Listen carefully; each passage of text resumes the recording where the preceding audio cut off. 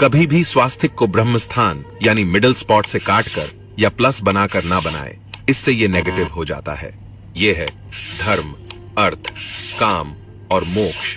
ध्यान दे कि रेखा हमेशा बाहर से भीतर की ओर खींचे।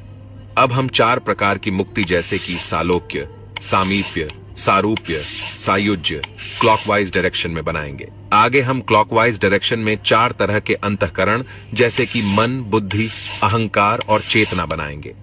भक्तों के 4 प्रकारों को दर्शाने वाले 4 आंतरिक बिंदु क्लॉकवाइज डायरेक्शन में बनाएंगे।